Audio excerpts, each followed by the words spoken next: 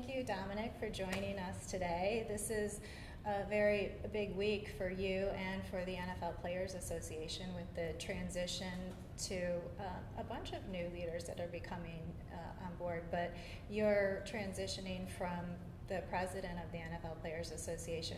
When you look back on the time that you've been a leader, what things stand out as most significant to you? Well, first thing that comes to mind is the collective bargaining over the lockout. I was on the executive committee at the time. It was quite a daunting challenge, but I'm really happy that we made it through, and we made it through with a pretty favorable deal, and we're seeing the fruits of that now, so I'm really proud of what we've done.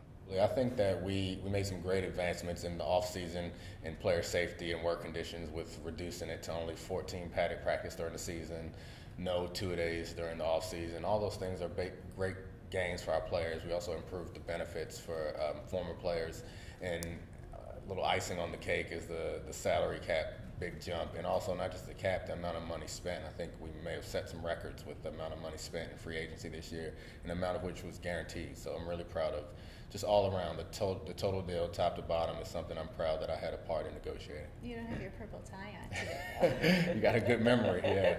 Moving forward, you know, the deal is in place for another 7 years, but there's been a lot of issues that still come up on health and safety, or length of the season, or number of games and things like that. What do you think will be the main issues that the players need to, you know, be concerned and stay unified?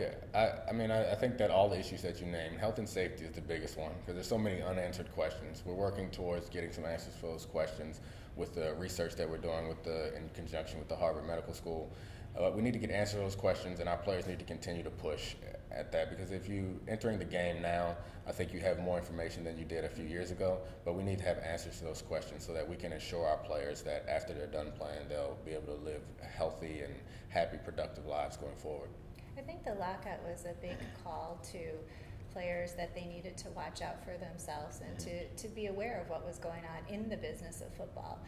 And you couldn't help but avoid that. So how do you think that the new leadership that comes on board can instill that same message? Yeah, it's challenging because there's so much turnover. So, and the young guys come in who didn't go through the lockout. They've heard about it, but it's different having experienced it. So there is no substitute for that experience, but to continue to educate them.